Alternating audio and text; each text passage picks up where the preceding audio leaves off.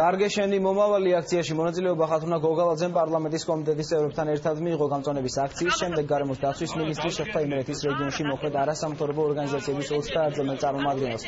შეხვედრაზე რეგიონში არსებულ გარემოს დაცვის პრობლემებზე ისაუბრეს.